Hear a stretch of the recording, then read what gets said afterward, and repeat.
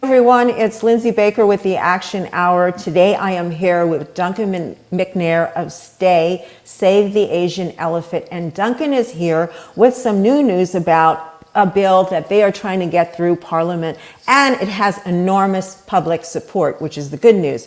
Welcome, Duncan, to come on today. Welcome to be here, and please just get right into it. Tell us what's going on, if you would. Okay, Lindsay, thanks very much. Good morning, and to all your viewers as well. It's great to speak to you.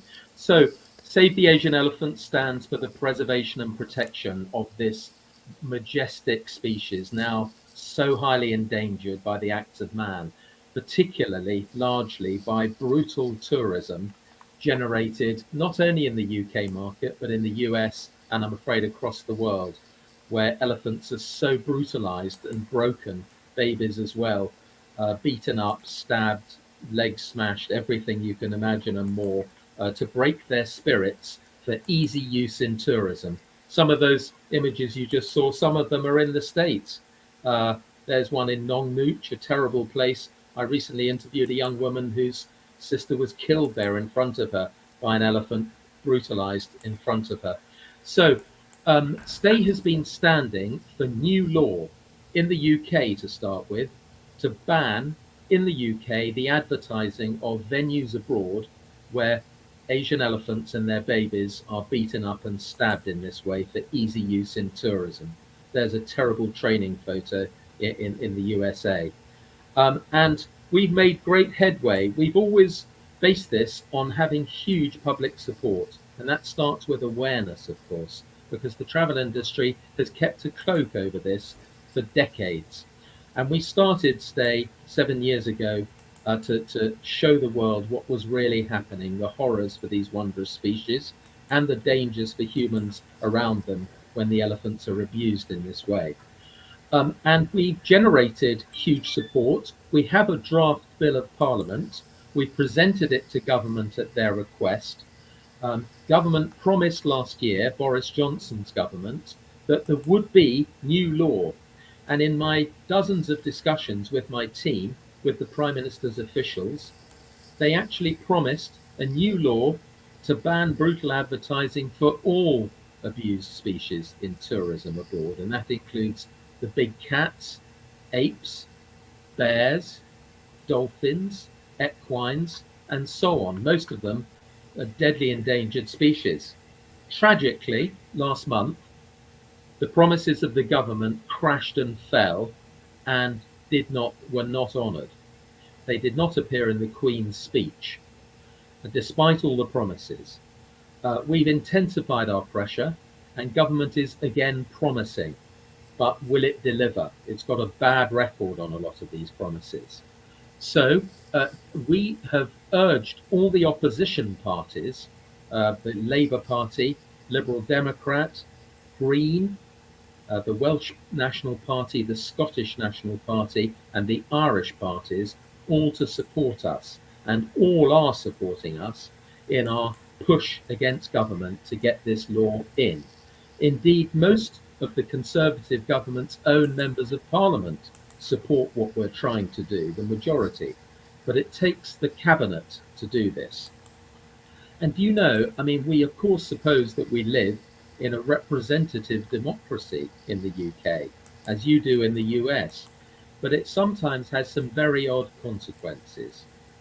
Our Prime Minister has been in a very unsteady and an unstable position in recent months, and he was effectively heavily lobbied and pushed, if not bullied, by just one or two senior Conservative ministers to drop all this animal welfare. There is an image of the key person. And this is an article from what publication? We can't. Well, there's been many, but the one you're showing is from a big London newspaper called The Canary. I see. And it's showing this individual. I'll name him if I'm permitted to, but our social media will show it. He believes that animals essentially have no value, have no role, and that we all should be free to exercise choice as we wish for anything, whether it's to do with the riding elephants that have been severely abused, or whether it's to do with the import into our country of products that represent brutality to animals, like foie gras, like fur stripped off defenseless animals, whatever. He says his position is freedom of choice. Well, we disagree. We don't. What's the animal's choice? Where's the animal's choice? And by extension, this is a ludicrous argument, and we don't know anyone who agrees. In fact, Lindsey, STAE did a huge survey last month of every parliamentary constituency, 650 of them in the UK, and on average, 85% were strongly in favour of the ban, 2% against.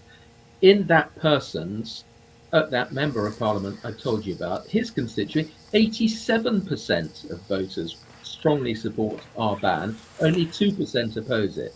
So we just want to jump in here and invite the Brexit minister of opportunities on. We know that's who you're speaking about, and some other officials as well. We do want to invite them on any time to dialogue, but all of what you're saying here is in the press. It's all in the British press, in the American press, as we saw a Newsweek article. But we still want to give those individuals an opportunity to come on and give their side of the story. And if I could add to that, we at STAE have done so. I've invited this person to an open debate in his own constituency with all his voters present. He said he's too busy, diary commitments. I've said, well, let's have a debate at the Oxford Union, which you know well. No answer. And I've said, if you're too busy for all of that, write us a letter explaining and justifying your views. No answer. Now, since he's having a seismic effect on the well-being and the survival of these species, surely he's prepared to come forward and attempt to justify what he's arguing. It's a tragedy if he gets away with this. So, well, is it just one individual, or is there a group, a large constituency that, well, as you said, the majority are positive for the elephants, for the other animals that are used in entertainment? So where is the power balance of the group that's opposing it? I'm assuming he's not completely alone, but correct me if I'm wrong. And how are they able to manipulate this if the will of the people is otherwise? Well, can you address that? That is our point, that it's an extraordinary inversion of democracy, that a tiny, tiny minority should dictate policy to an enormous majority. There is something constitutionally very wrong about that. He is not literally alone. We know particularly of another important government minister who is now the leader of the House of Commons, who has also associated with those comments. But we pointed out to him that in his constituency, in called Nottingham Sherwood, 86% of his voters strongly support this ban. Again, only 2% against. He too has ignored our requests for a debate and indeed has failed to write to us at all explaining his views. It's a very strange and unsatisfactory state of affairs. Who do these people speak for? And are they not representatives of their voters? And if they are, they should pay heed to them, particularly if they wish to get re-elected. We hope they will not. And we think this malign influence on these most iconic species in the world should not be allowed to run on. Yes, and these animals, we want to talk a little bit, Duncan, and I'd like to now perhaps bring in a couple of clips to show that it not only affects animals, which is so key to the environmental, protection of the environment, etc., all the things we always talk about, but it's actually killing people. I mean, these animals, when elephants in particular, when provoked, they will attack, and it's deadly. So there was just a recent story that we will bring out in a moment that's just incredible about the animals' sentience that is, told by that. But let's start with the two from your documentary. Let's go ahead and play.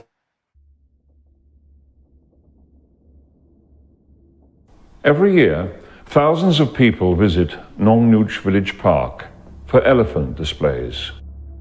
Teams of handlers torture and beat both babies and adults daily.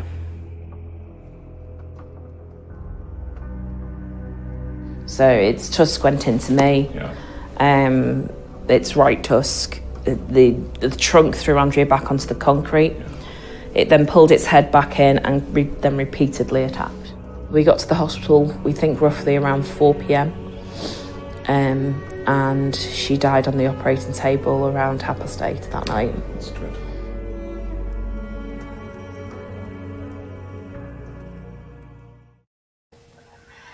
That's why. Traditionally, a mahout starts as a boy in the family profession when he's assigned an elephant early in its life.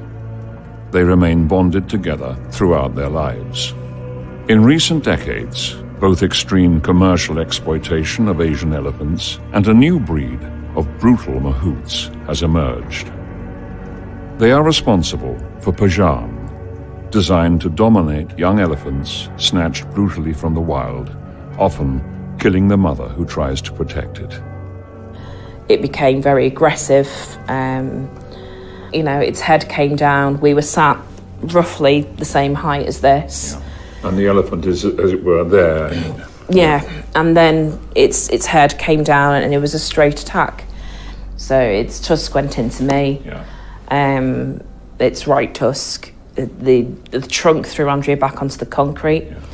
It then pulled its head back in and then repeatedly attacked. As it happened, my dad was with her and she was talking. And she was saying, "Dad, I can't feel my legs. I think I'm going blind." My dad was saying,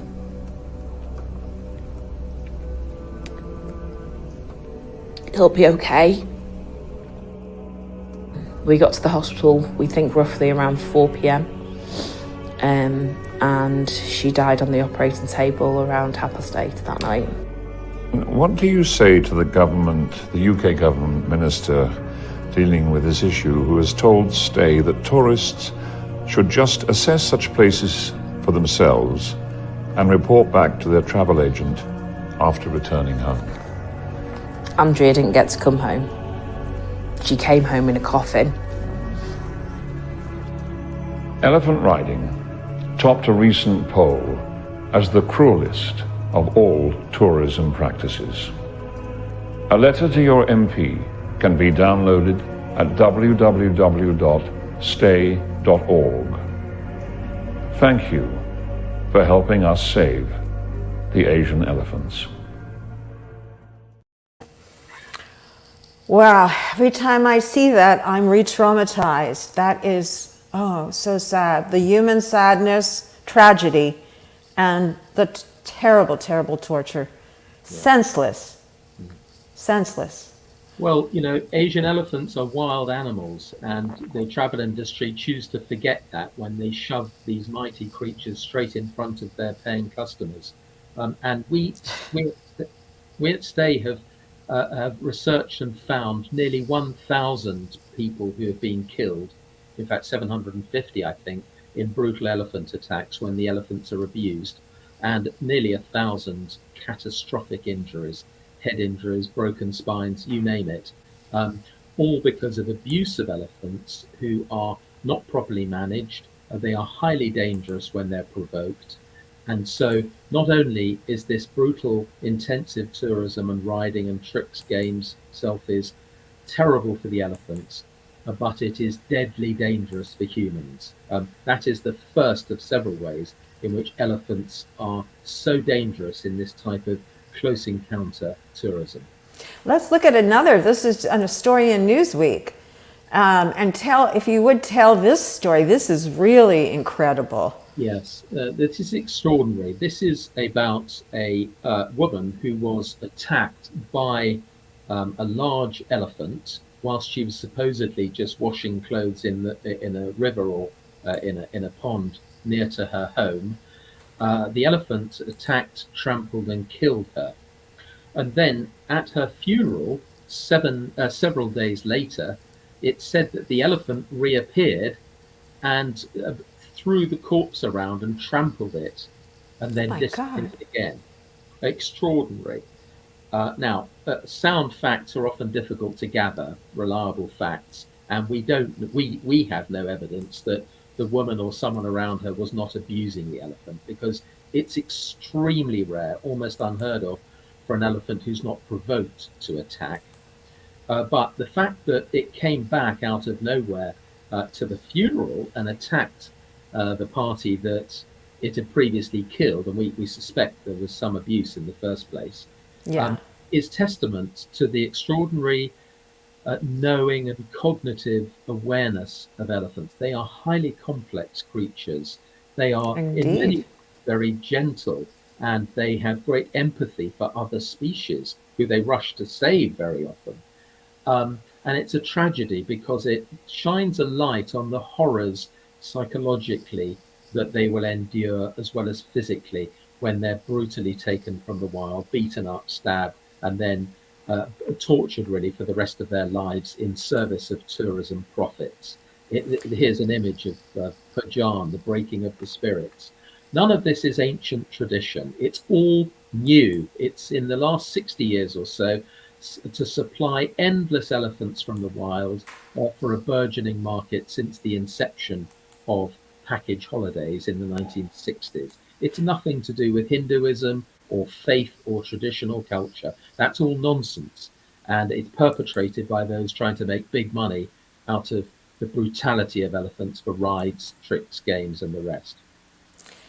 Yes. I want to show now, some people are probably wondering what they can do to help. So let's go ahead and add your website to the stream here. And maybe what you can do is talk about, I'll also put up the your website address here for the folks. Very easy to remember, STAE.org. And they can come over to your website and take some actions.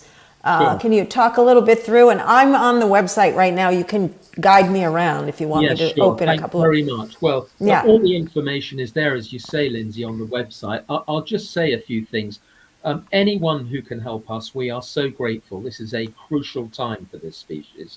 First of all, we ask that you sign STAE's petition, our online change.org petition. You will find links to it all over the website and indeed on our Twitter, Facebook, and Instagram accounts.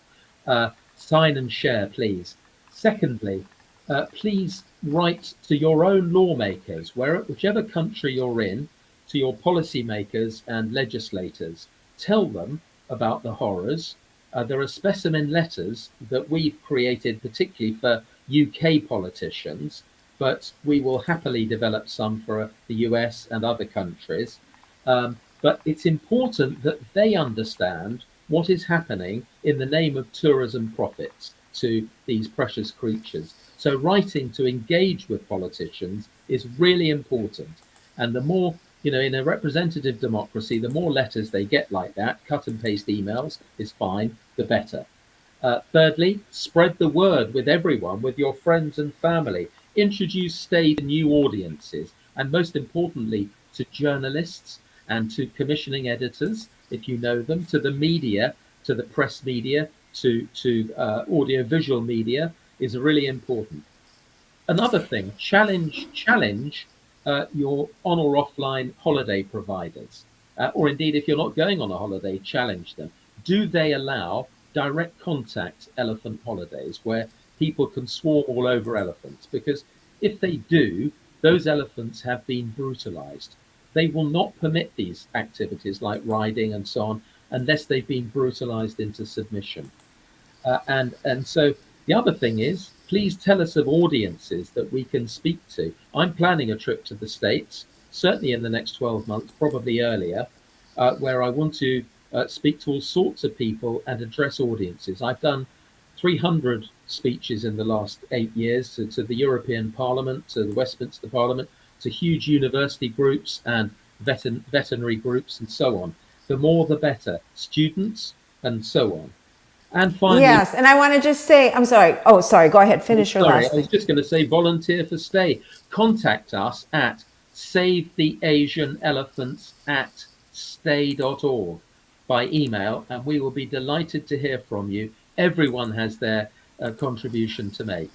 There's the address, and I wanted to say about the petition that it will be listed at the top of this post, pinned to the top of this post, as well as your email address and your website address. Both will be there for people to make it super easy for them to take action. And also, please share out this video. That is a tremendous help. What else can we do? I mean, what else can people do, or what else do you want them to know, Duncan, about this whole issue? What is really important here? I think talking more about the idea of demand. If people would refuse to ride, do you want to talk a little bit about that? Yes, sure. Well, okay, if you go on a holiday to any of the range states, or indeed even in the US, the places where elephants are shown in circuses and zoos, don't do it, and tell them why you're not doing it. I am not going to visit your zoo or your circus because you have elephants in horrible conditions. If you're planning a trip to Southeast Asia, to one of the range states, India, there are about 13 now. There used to be 22, even in my involvement in this issue. Never, never, never go to a venue where elephants are ridden, or where they're washed, or where you're allowed to take selfies with them, or where they're made to do tricks like darts or standing on top of each other or playing soccer, whatever. Don't ever do that, and tell them why not. People need to know why you're turning away from them. What you can do to some of the, I'm afraid far too few, but there are some ethical venues where elephants are observed at a safe and respectful distance, respectful to them and safe for humans, in natural circumstances with their herds, where they're not interfered with. And there are well-known places. Just one, for example, is Elephant Nature Park in near Chiang Mai in northern Thailand, a wonderful place run by wonderful people. And there are several others that we can talk about. Boon Lots is another one in Thailand. There are several. We have to be careful what we say, because what's good today may be bad tomorrow, and vice versa. We know Explain that a little bit more, if you would. Well, of course, so many people are just pursuing money, and they don't give a damn about the welfare of elephants. And if a venue changes hands, it's bought and sold, then a very different regime might come into play, where the elephants might have been well looked after, but no longer. And they start to be worked to death with endless rides, 20 rides a day, no proper water, no food, and no shade, and all these requirements they have, and let alone being allowed to interact with their herds as highly social animals. So it's dangerous for us to say, you can go to all this list of venues anytime you like, because some of them may have changed in the interim. And we have to be careful, because some of them are, and those travel companies who sponsor them are very feisty, and they threaten us with legal proceedings sometimes. I'm a practicing litigation lawyer, so I can, to some extent, tell them where to get off. But we have to be careful. I want to pause and tell you that in the UK market, we have found 1,200 companies selling brutal elephant venues abroad, and many of them are US-based companies. And with your permission, Lindsay, I'm going to give you just 3 examples out of vast numbers that are US-based companies selling these disgusting holidays in the UK. There'll be many more in the US, but if I may mention some. We prefer not to mention them, but if there's documentation that they are on their website, you can see that they're selling animal entertainment. So people can go check it out. Unless you tell me, but they are huge names that you won't find them on our website. Sometimes we name them in our social media, but one of them, for example, has an annual turnover of $100 billion. And a part of its business is selling 67 brutal elephant venues in the UK market. We found 67 so far. The name is on my lips, ready to utter it, but I won't do so unless you say. I mean, we know it's sound, but I will, respect, of course, any reticence about mentioning names.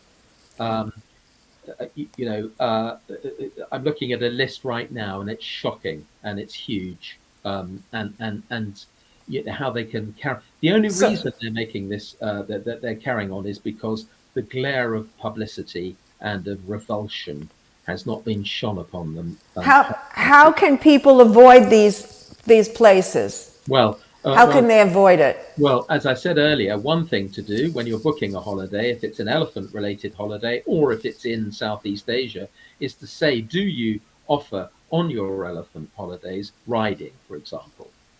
And if the answer is yes, then you should say, I want nothing to do with this. I am not going to go to that venue. You can go on to say, I am not going to use your company. And it's got to be a very, very clear message, because many of these companies have lied, and lied again about promises of change with respect to elephant brutality. At STAE, we've put enormous effort day after day for 8 years into compiling lists of data, including broken promises of change by companies in the UK market. And that is what has led us to saying that self-regulation, which is utterly failed by the travel industry, is useless, as it is in everything pretty much. And we need new law. We need the uniformity of law in a complex market to ban it, with proper enforcement and proper penalties. If you can give a link to where people can find these US companies that do, if you can give us a link to where we can find those names, we can put it up. Well, okay, we haven't got that link ready yet because there are so many, and we have to be cautious, because even though we get denials from many big companies that we've taken on, and often publicly, they nearly always claim it's a mistake, it's wrong, it's not true, we've changed, or stupid things like the website's out of date. Well, it may be, but they're still advertising them. Usually it's up to date and they're carrying on advertising. And I'm sure if you read the reviews that people write, they would probably talk about the venues or the elephants they rode. And exactly, they do. And it's very sad that sometimes people, of course, getting wise to these horrors, but often when you're in holiday mode, the sun's beaten down on your head a bit. You're not looking for horrors. You're looking for a nice time. You love elephants. You may have had a few drinks. Your critical faculties are not necessarily super sharp. But and that's when people can get killed too. They can get killed. They do. I'll tell you something. You showed that very moving piece about Helen Costigan's sister being killed, and Helen and her father were nearly killed as well, as you heard. The shocking thing about Nong Nooch is not just the horror of poor Andrea having been killed, but that that 20 years later, that place is still going strong, stronger than ever. Baby elephants beaten up, crying, covered in blood, worked to death, babies as well as adults, and that it's bigger and stronger than ever. There's its own website shot showing an elephant running across concrete with a young child wrapped in its mouth. I mean, that should be a bit of a warning to anyone. Oh my gosh, he could just, and the child is dead. And elephants are very dangerous. If they get excited by something, they go nuts. So let's just make sure, excuse me for cutting in. What countries, when you're traveling, Americans, people from England, people all over the world, when you're traveling, what cities in particular, what places must we be doubly sure that we are not dealing with travel agencies that promote this? We can't necessarily identify whole cities, but there are venues, when places are horribly wrong.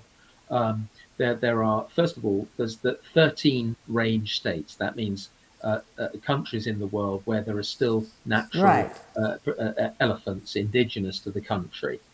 And they include India, Thailand, Cambodia, Vietnam, Sri Lanka, and so on. There's a list of 13. You'll find them on our website. Sadly dwindling list. But so when you go travel to those countries, that's my point, be extra careful. Correct. Check out your travel agent. Exactly. And you may not always book an elephant holiday in advance. You might get presented with it somehow during your itinerary, or during your just generally traveling around in the country. And you need, again, first of all, you need to ask them, do you permit elephant rides, and do you permit washing of elephants, selfies, any close or direct contact where you touch and stroke them? Because if so, they've all been brutalized. If you look closely, particularly at their lower legs, you will see stab marks all over them, often seething wounds, often limps, often a broken leg, an eye missing, lots of things. Elephant riding, by the way, in itself is terrible for the elephant, which has a very sensitive back with bony protrusions pointing upwards. When they are compressed, it's agony for them. So you put a heavy metal throne on top with a mahout, and then 4 large tourists on top, plus all the other junk that goes on top. And the elephants get worked every day of their lives, up and down hills, beaten, stabbed, no water, no shade, no food, and they sometimes just drop dead. All of that is outrageous, and it should not be happening. And here's an image. Sorry, I'll go back. That's okay. So I think Keep talking. I'll go back there. The elephant there on a tricycle, one of many, being forced to do that. It's not doing that naturally. It's being brutalized behind the scenes into doing this cycling. I think that was at Nong Nooch as well. I'm pretty sure it was. But the terrible thing about Nong Nooch is not that it's unique, but that it's commonplace. And hundreds of people are killed by elephants who are abused, provoked, and spooked, and just go nuts. And they crash through crowds and kill them. They are very dangerous beings when they're riled. Yes. So, let me just come to some of the comments, and I do have someone say, one of our former guests, Julia Robinson, who does amazing work with horses, says she wishes she knew. How can she find out? Well, you can find out by going to STAE.org site. Also, what about if we could, and I just thought of this, Duncan, put together another petition naming those companies, asking them to get rid of those rides? Can we do something like that, and we can put that up? Yeah, absolutely happy that we operate on that. I'll tell you something, just so everyone knows, STAE has engaged directly through emails and letters with hundreds and hundreds of companies in the who are selling these vile places in the UK. Virtually only about 10% even bother to reply, and the majority of those claim there was a mistake, implying it was by us. It's just nonsense. And these were carefully prepared letters providing lots of evidence of their own abuse, and they denied it, or they said it's changed, it's out of date. So it's not as if we're taking them by surprise. But no, I'm very happy that we will be, by the way, starting to out these companies. If our government does not bring this law in soon, that is what faces the tourism companies. We will be outing them. Absolutely, and I think that's a good idea. And also sure that everyone knows what they're really buying from these people. Yeah. It's crazy, because if that company knows what danger it's putting its customers into, any insurance that customer may have got through that company may well be avoided by the insurers. So these people are not only going into deadly danger, but they're very possibly going into that danger without any insurance cover at all. So they get speared or an arm torn off or something by a mad elephant, and they've got no insurance the other side of the world to get any treatment. They want to start thinking about that. And I would say, if the answer they get to those questions I suggested is unclear, they should forget it. Yeah. It shouldn't. And they should just focus on a few, we don't want to stop elephant tourism. It's important for the future, but it must be. Yeah. And also we have a question here. We just want to address some of our viewers that come on every day, and we love them so much. But Tom Vincel is asking, isn't there any international protection for the elephants? Or I was thinking that too. Are there no humane organizations in these countries? Apparently they're not. If they are, they're not very effective. Let's be clear. In the range states, they often have their own laws. For example, in India, which is the home of about 2/3 of surviving Asian elephants, there are wonderful laws. I've looked at them as a lawyer very closely. A very important act of 1960 another even more important one, 1972, 50 years old this year. But and they provide what's called Category 1 protection to Asian elephants as a totemic iconic species. But I'm afraid corruption rears its head. Big money trumps everything.